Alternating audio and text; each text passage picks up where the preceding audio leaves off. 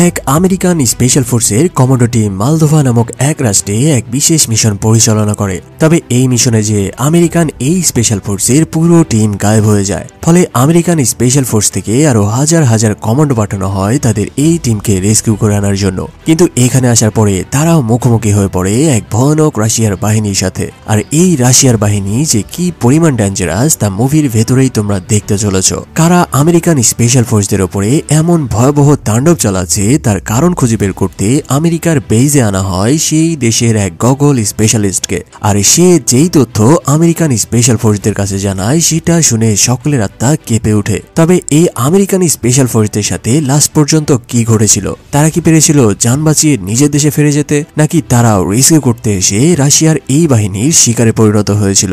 এই সকল প্রশ্নের উত্তর পেতে হলে তোমাদের দেখতে হবে 2016 সালের science fiction action war movie যার নাম স্পেকট্রা। যেহেতু এটা একটা সায়েন্স ফিকশন মুভি তাই বাস্তবতার সাথে না মিলানোর অনুরোধ রইল। তো চলো একটি সাবস্ক্রাইব করে দিয়ে শুরু করি আজকের এক্সপ্লেইন। মুভির শুরুতে আমাদের ইউরোপের মালদোভা নামের এক বিধ্বস্ত রাষ্ট্রকে দেখানো হয়। আসলে রাশিয়ান স্পেশাল ফোর্সেরা নিজেদের ক্ষমতায় এই দেশ দখল করে নিয়েছে, কারণ রাশিয়া তাদের এক বিশেষ বাহিনী গঠন করার জন্য এই রাষ্ট্রের উপরে এক্সপেরিমেন্ট চালাচ্ছিল। এখানে দেখা যায় শত শত কাচের চেম্বারের মধ্যে মানুষের ব্রেইন ও নার্ভগুলোকে এক বিশেষ সায়েন্টিফিক ব্যবস্থার মাধ্যমে জীবিত রাখা হয়েছে। আর অল্প দূরেই দেখা যায় আরো গ্লাসের কন্টেনারের মধ্যে মানুষের মতো এক বিশেষ ধরনের ক্রিয়েচার বন্দী রয়েছে।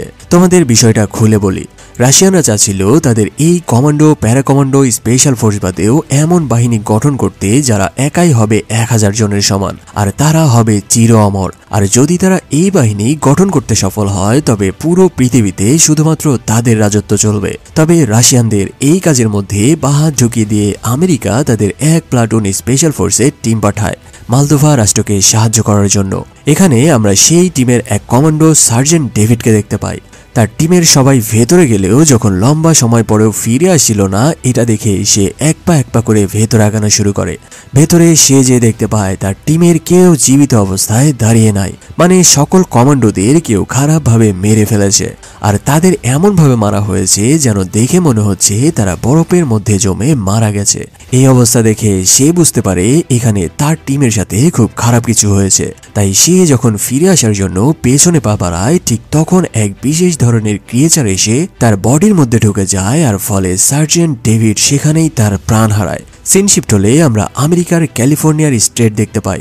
এখানে আমাদের পরিচয় হয় জুনিয়র সায়েন্টিস্ট ক্লাইভের সাথে। সে মূলত ডারপা নামক একটি আমেরিকান সংস্থার একজন জুনিয়র সায়েন্টিস্ট, আর বর্তমানে সে ডারপার পরবর্তী প্রজেক্টের জন্য লেজার ভিশন ওয়েপন বানানোর চেষ্টা করছিল, যেটা নভোচারীরা ভিন গ্রহের এলিয়েন বা প্রাণীদের সাথে লড়াই করার জন্য ব্যবহার করতে পারে। একদিন তার এই প্রজেক্ট কমপ্লিট হলে তার এই আবিষ্কার ডারপার কর্মকর্তাদের দেখানো শুরু করে। সেখানে সে মাত্র একটি লেজার লাইট দিয়ে বরফের টুকরোকে সেকেন্ডের মধ্যেই পানিতে পরিণত করে দেয়। তবে ওই সময়ে ডারপার কর্মকর্তাদের সাথে সেখানে উপস্থিত ছিল আমেরিকার আর্মির লেফটেন্যান্ট কর্নেল মাইক। তিনি জানায়, তোমার এই কাজ আমার খুবই পছন্দ হয়েছে, তাই তোমাকে এখন আমাদের জন্য কিছু ওয়েপন বানিয়ে দিতে হবে। ক্লাইভ বুঝতে পারে এখন আমেরিকান আর্মিরা তার বানানো এই ওয়েপন মানুষ মারার জন্য ব্যবহার করবে, কিন্তু তার হাতে তো আর কিছু করার নাই, কারণ সে আইনের হাতে বাধা। ফলে সে বাধ্য হয়ে আমেরিকার সামরিক প্লেনে করে ইউরোপের মালদোভায় আমেরিকান আর্মি বেজের ক্যাম্পে চলে আসে। তবে এখানে সে প্লেন থেকে নামার সময় বুঝতে পারে এটা আর 4-5টা সাধারণ ক্যাম্পের মতো নয়। এখানে মারাত্মক সব ফোর্সেরা একে একে এসে জমা হচ্ছে, মানে কিছু একটা ঘটেছে যেটা মোটেও স্বাভাবিক কিছু নয়। সেখানে তাকে রিসিভ করে লেফটেন্যান্ট স্টিভ। যাওয়ার সময় লেফটেন্যান্ট স্টিভ ক্লাইভকে বলতে থাকে, 2 সপ্তাহ আগে আমাদের স্পেশাল ফোর্সের একটি টিম মালদোভার এক স্টেটে মিশনে যেয়ে পুরোপুরিভাবে গায়েব হয়ে গেছে। তারা কোথায় আছে, কোথায় গেছে, বা জীবিত আছে নাকি মারা গেছে তারা কিছুই জানে না। তাদের কাছে শুধুমাত্র কিছু ভিডিও ক্লিপ রয়েছে। ক্লাইভকে ভেতরে নিয়ে যাওয়া হলে সেই স্পেশাল ফোর্সের টিমের মাথায় লাগানো হিটক্যামের লাইভ ভিডিও ফুটেজ তাকে দেখানো হয়। ক্লাইভ গভীর মনোযোগ দিয়ে সেই ফুটেজগুলো দেখা শুরু করে। তবে সবার মতো সেও কিছুই দেখতে পারছিল না, কারণ সেখানে দেখা যায় আমেরিকার কমান্ডোরা ব্ল্যাক ইন স্পেসে ফাঁকা জায়গায় শুট করছিল। তবে ক্লাইভ বুঝতে পারে তারা যেহেতু ফায়ার করছিল মানে অবশ্যই তাদের সামনে কেউ না কেউ ছিলই। এবার সে অতি স্লো মোশন ভিডিও প্লে করে সেটা খোঁজা শুরু করে। এবার সে কমান্ডোদের সামনে এক সাদা কালারের ধোঁয়ার মতো আজব এক ক্রিয়েচার দেখতে পায়। তবে ক্লাইভ সবার মতোই এখানে এসে আটকে যায়, কারণ সায়েন্স কোনোদিন ভূতে বিশ্বাস করে না, আর এরা দেখতে ভূতের মতো ছিল না। এবার তাকে লাস্ট ফুটেজ হিসেবে সার্জেন্ট ডেভিডের ক্যামেরার ভিডিও তাকে দেখানো হয়। এবার সেও দেখতে পায় সেই সাদা ধোঁয়ার ক্রিয়েচার এসে সার্জেন্টের বডির মধ্যে ঢুকে যায়, আর সার্জেন্ট ডেভিড সেখানেই সেদিন মারা যায়। এবার ক্লাইভ দেখতে পায় সার্জেন্ট মারা যাওয়ার পরে সেই ক্রিয়েচার তার বডি থেকে বেরিয়ে যায়। ক্লাইভ কিছু বলার আগেই সার্জেন্ট ভিক্টোরিয়া জানায় গত 2 সপ্তাহ ধরে আমাদের এই টিম পুরোপুরি রাডারের বাইরে রয়েছে, তবে আমরা সার্জেন্ট ডেভিডকে মৃত অবস্থায় রেস্কিউ করতে পেরেছি। আর সার্জেন্ট ডেভিডের পোস্টমর্টম থেকে জানা যায় তার ভেতরের সকল অর্গান বরফের মতো জমে যাওয়ার কারণেই তার মৃত্যু হয়েছিল। আর এই সাদা ক্রিয়েচারগুলো লাস্ট 2 সপ্তাহ ধরে এখানে এসেছে, তবে তারা কিভাবে আসলো আর কে তাদের এনেছে সেটা তাদের এখনো অজানা। তাই ক্লাইভ জানায় এরা কারা আর কিভাবে এই হত্যাযজ্ঞ চালাচ্ছে সেটা জানার জন্য আমার এই ক্রিয়েচারদের ক্লোজ শর্ট ফুটেজ লাগবে। তাই আমি চাই সরাসরি ওয়ার জোনে যে এই ক্রিয়েচারদের লাইভ ফুটেজ সংগ্রহ করতে। লেফটেন্যান্ট কমান্ডার স্টিভ তাকে জানায় আগামীকাল আমাদের একটি ডেল্টা ফোর্সের টিম সেই বিল্ডিং এ যাবে হারিয়ে যাওয়া কমান্ডোদের রেস্কিউ করে আনার জন্য। তুমি চাইলে তাদের সাথেই মিশনে যেতে পারো। ফলে ক্লাইভ তার বানানো high frequency pixel camera install করে নেয় কমান্ডোদের সাজোয়াজানের ওপরে। এই ক্যামেরার অতি তীক্ষ্ণ লেজার লাইট দিয়ে অদৃশ্য সকল কিছুকে ভিডিও ধারণ করা সম্ভব, যেটা তাকে এই ক্রিয়েচারদের বংশ পরিচয় খুঁজে বের করার জন্য হেল্প করবে। তবে তার এই কাজকর্ম দেখে সেখানের কমান্ডোরা তার খিল্লি উড়ানো শুরু করে। তারা জানায় ডেজার গান, ট্র্যাকিং পয়েন্ট গান দিয়ে আমরা কিচ্ছু করতে পারছি না, আর দেখো মহাশয় এসেছে তার বানানো ক্যামেরা দেখাতে। তবে ক্লাইভকে বাঁচাতে সেখানে আসে আরেক সার্জেন্ট মার্ক। সে এসে তাদের টিমের ছেলেপেলেদের থামিয়ে দেয় আর তাদের জানায় তোমরা মিশনে নামার আগে নিজেদের সেফটির জন্য যে নাইট ভিশন গগলস আর এই বিশেষভাবে মডিফাই করা সাজোয়া যান ব্যবহার করো, এই সবকিছুর ডিজাইনার কিন্তু এই ক্লাইভ। ফলে জুনিয়র কমান্ডোরা তাদের ভুল বুঝতে পারে আর ক্লাইভের কাছে ক্ষমা চায় তাদের কৃতকার্যের জন্য।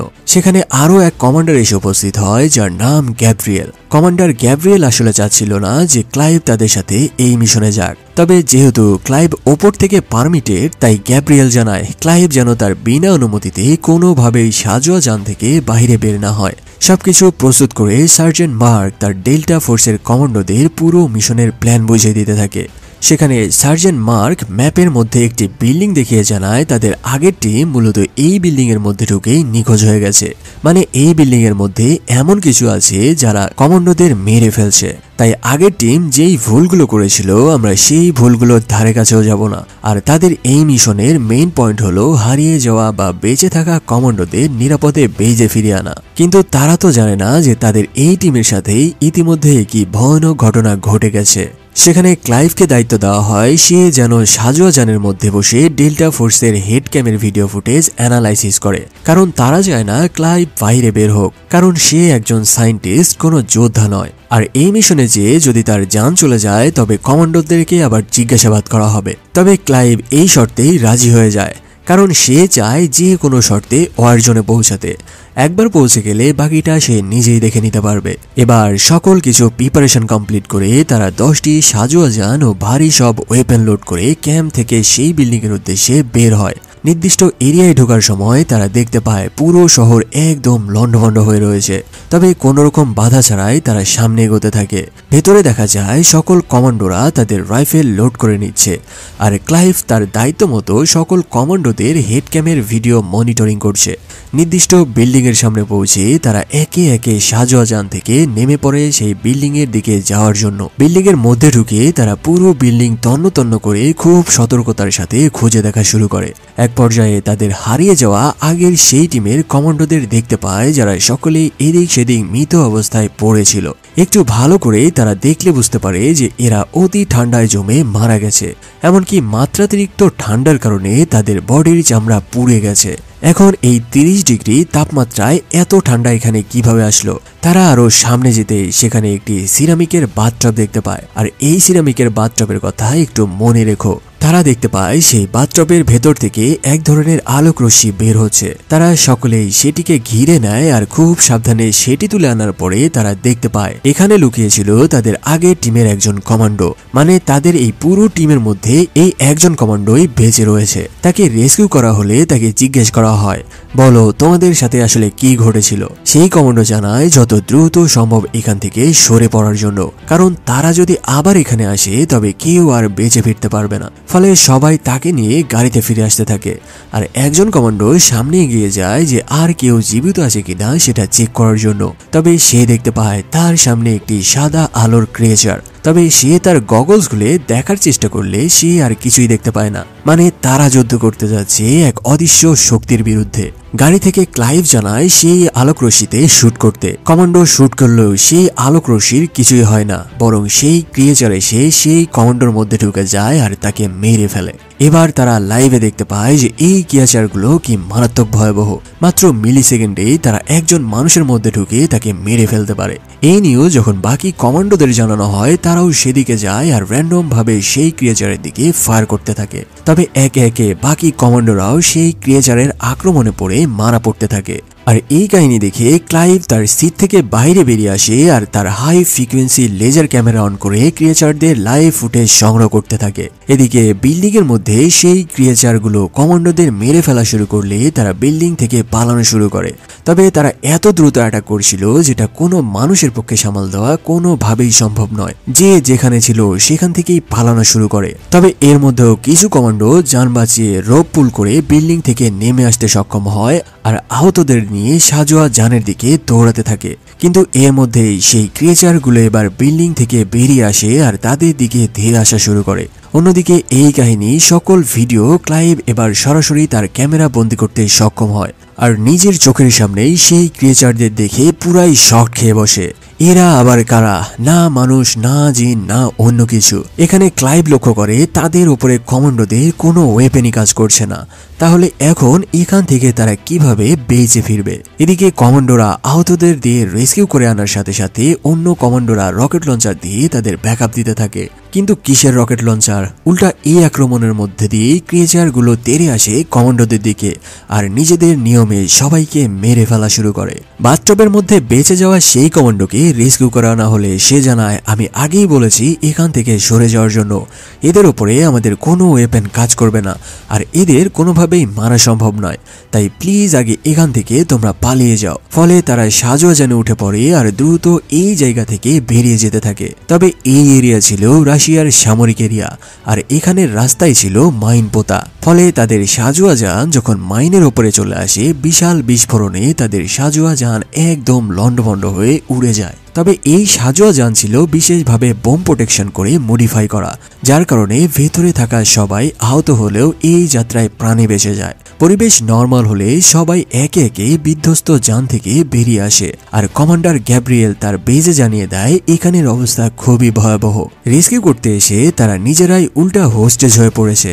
তাই বেস থেকে যেন তাদের সবাইকে রেস্কিউ করার জন্য দ্রুত হেলিকপ্টার পাঠানো হয়। হেলিকপ্টার আসা অবধি তারা দ্রুত আগে এই এরিয়া ত্যাগ করে সামনের দিকে দৌড়াতে থাকে। তবে সার্জেন্ট মার্ক জানায়, এভাবে আমরা এলোমেলো দৌড়ালে আবারও শত্রুর সামনে পড়ে যাব।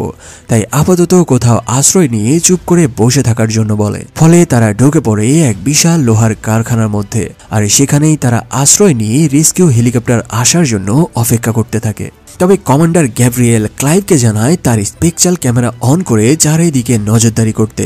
এবার ক্লাইভ তার ক্যামেরা অন করতে দেখা যায় সেই ক্রিয়েচারগুলো ইতিমধ্যেই তাদের আশেপাশে এসে ঘিরে ধরেছে। তবে তারা খেয়াল করে যে এই ক্রিয়েচারগুলো তাদের দিকে আসার চেষ্টা করলেও কোনো এক বাধার জন্য সামনে এগোতে পারছে না। এবার ক্লাইভ দেখতে পায় সেখানে ছোট ছোট লোহার গুঁড়োর সংস্পর্শে আসা মাত্রই সেই ক্রিয়েচারগুলো আটকে জমে যাচ্ছে। মানে এরা যতই শক্তিশালী হোক, এরা লোহা ভেদ করতে পারলেও লোহার গুঁড়ো ভেদ করতে পারে না। ফলে তারা নিজেদের মধ্যে আলাপ করে বুঝতে পারে যদি এখানে বেঁচে থাকতে হয় তবে তাদের আগে লোহার গুঁড়ো সংগ্রহ করতে হবে। তাই তারা দ্রুত চারিদিকে ছড়িয়ে যায় লোহার গুঁড়ো খোঁজার জন্য।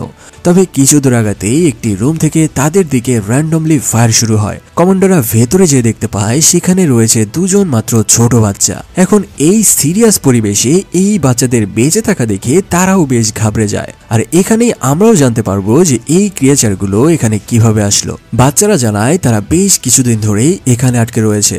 তাদের বাবা ছিল একজন আমেরিকান সায়েন্টিস্ট, তবে সে রাশিয়ানদের সাথে এই এলাকায় হোমো সাপিয়েন্স ইডিয়াল 2 প্রজেক্ট নিয়ে কাজ করছিল।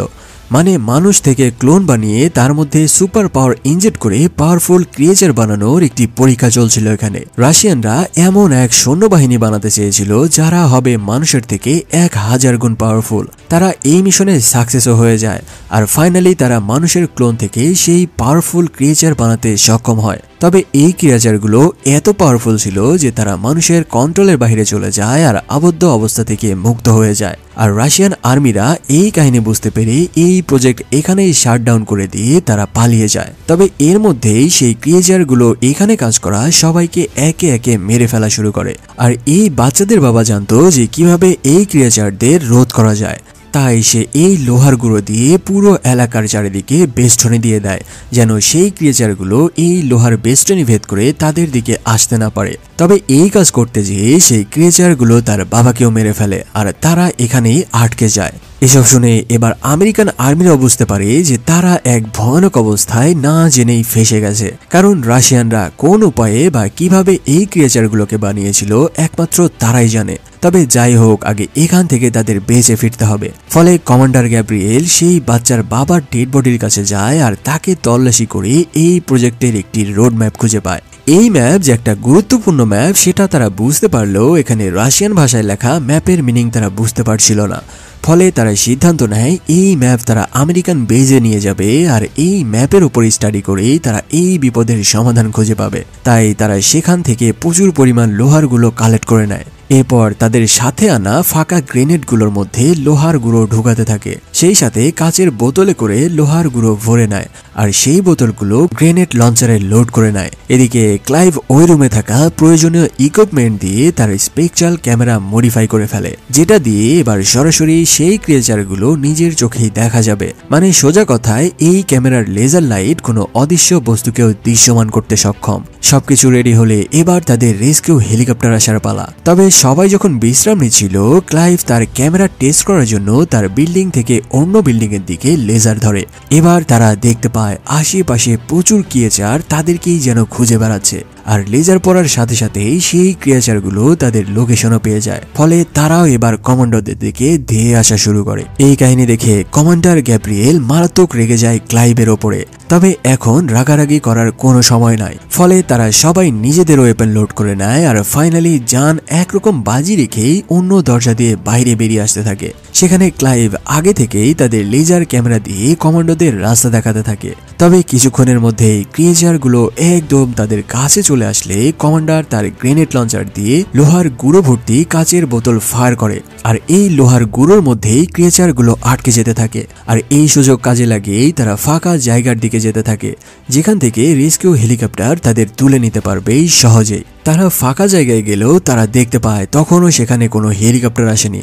ফলে তারা যান বাঁচাতে একটি ভাঙা বাসের মধ্যে আশ্রয় নেয়। এমন সময় সেখানে হেলিকপ্টারের পরিবর্তে আসে কয়েকটি সাজোয়া ট্যাঙ্ক। তবে কেউ বারণ করার আগে সেই ট্যাঙ্ক থেকে ফায়ার করে বসে ক্রিয়েচারের দিকে। ফলে নিজেদের যান বাঁচাতে বাসের মধ্যে আশ্রয় নেওয়া সবাই ট্যাঙ্কের দিকে দৌড় শুরু করে। কিন্তু মাত্রই আসা কমান্ডোরা আসলে বুঝতে পারেনি যে তারা কি মারাত্মক ভুল করে বসেছে। ট্যাঙ্ক দিয়ে ফায়ার করার কারণে এবার বিল্ডিং থেকে হাজার হাজার ক্রিয়েচার বেরিয়ে আসা শুরু করে। ফলে বাকি কমান্ডোরা আর ট্যাঙ্কের দিকে না যেয়ে দেয়ালের পিছনে লুকিয়ে পড়ে আর নিজেদের যান বাঁচিয়ে নেয়। আর কমান্ডোরা নিষেধ করে তারা যেন কোনো ফায়ার না করে। তবে নতুন আসা কমান্ডোরা নিজেদের হ্যাডাম দেখিয়ে ট্যাঙ্ক থেকে বেরিয়ে আসে আর ফ্রন্ট লাইন থেকে ক্রিয়েচারের দিকে ফায়ার করতে থাকে। ফলাফল যেটা হবার কথা সেটাই হয়। ক্রিয়েচারগুলো এসে সরাসরি কমান্ডোদের উপরে চড়াও হয় আর এমন তাণ্ডব চালায় যে মাত্র কয়েক সেকেন্ডের মধ্যেই সেখানের সকল কমান্ডোদের মেরে সাতু করে ফেলে। সেই সাথে সেখানে থাকা সকল ট্যাঙ্ক দুমড়ে মুচড়ে দুই খণ্ড করে ফেলে।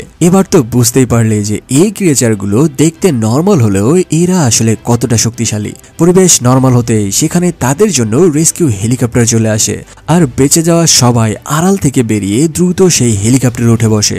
তবে এখানে সার্জেন্ট মার্ক দেখতে পায় তাদের আশেপাশে প্রচুর পরিমাণ ক্রিয়েচার এসে জমা হয়েছে। তবে তারা হেলিকপ্টারের প্রখর রোটরে চাপে তাদের কাছে আসতে পারছিল না। তাই সে বুদ্ধি করে তার কাছে থাকা লোহার গুঁড়ো ভর্তি কাচের বোতলগুলো ভেঙে দেয় আর গুঁড়োগুলো হেলিকপ্টারের ফ্যানের বাতাসে চারিদিকে ছড়িয়ে যায় আর সেই লোহার গুঁড়োগুলো বুলেটের মতো ক্রিয়েচারের শরীরে ঢুকে যেতে থাকে।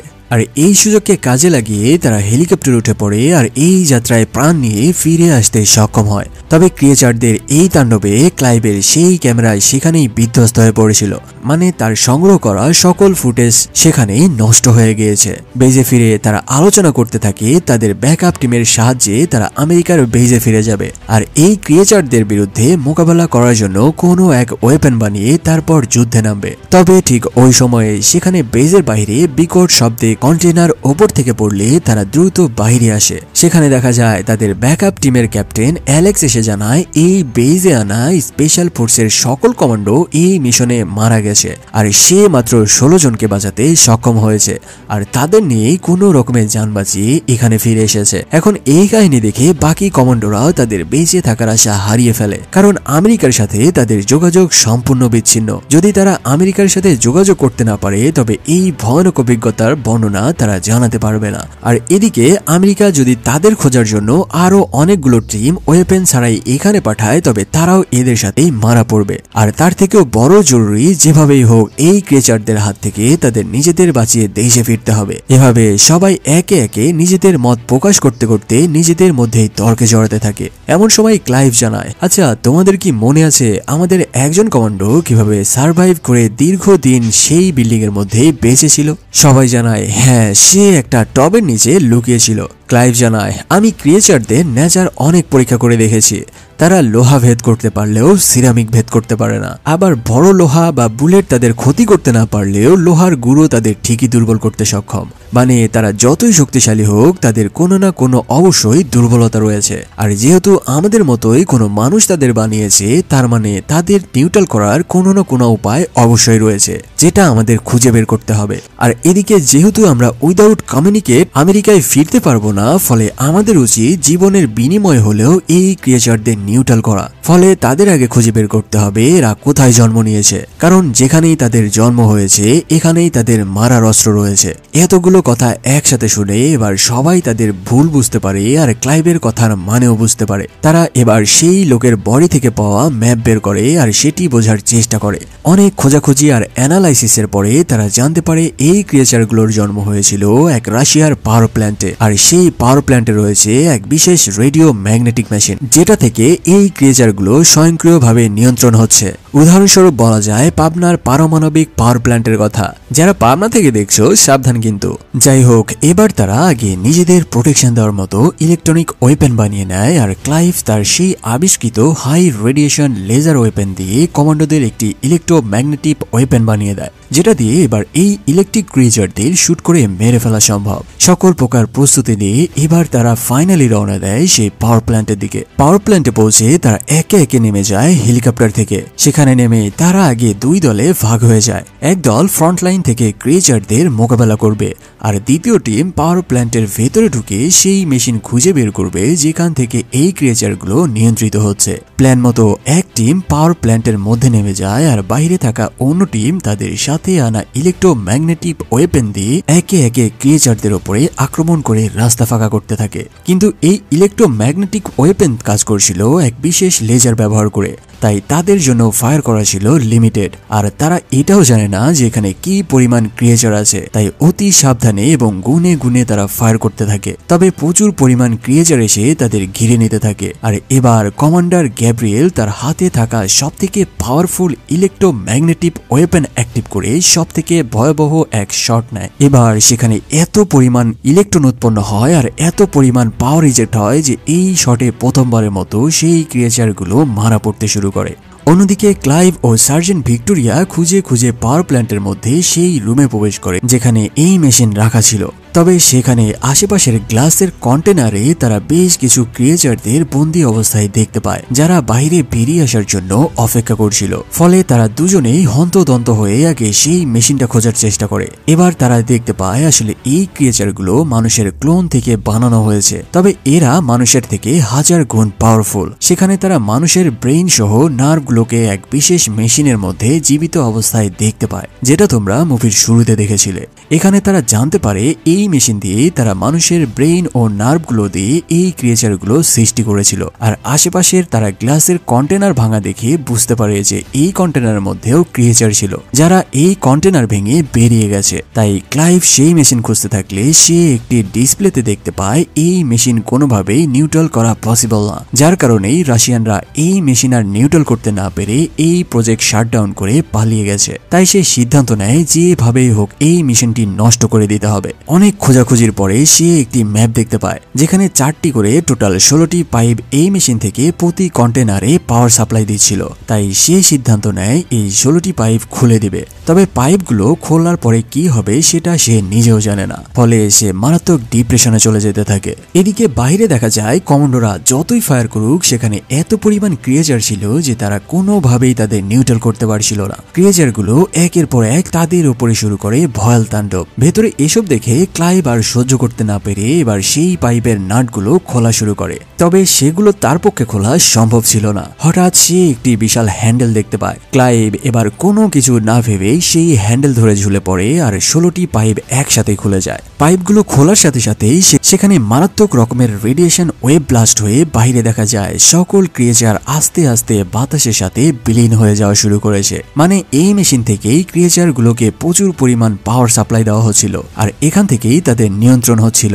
আস্তে আস্তে সকল ক্রিয়েচার বিলীন হয়ে গেলে ক্লাইভ ও ভিক্টোরিয়া বাহিরে বেরিয়ে আসে। কমান্ডার গ্যাব্রিয়েল ও সার্জেন্ট মার্ক আহত সবাইকে রেস্কিউ করে হেলিকপ্টারে তুলে নেয় আর বেজে ফিরে আসে। সেই সাথে আহতদের সবাইকে দ্রুত চিকিৎসার ব্যবস্থা করা হয়, কারণ তারা এতক্ষণ যুদ্ধ করেছে এক মারাত্মক রেডিয়েশন ওয়েভের মধ্যে থেকে। তাই রেডিয়েশনের সাইড ইফেক্ট থেকে বাঁচার জন্য তাদের মাল্টি রেডিয়েশন ওয়েভ থেরাপি প্রদান করা হয়। আর ফাইনালি তারা আমেরিকার সামরিক বাহিনীর সাথে যোগাযোগ করে তাদের নিজের দেশের উদ্দেশ্যে রওনা দেয়। আর এখানেই এই মুভির সমাপ্ত হয়। মুভির এক্সপ্লেনেশন ভালো লাগলে সাবস্ক্রাইব করতে ভুলো না।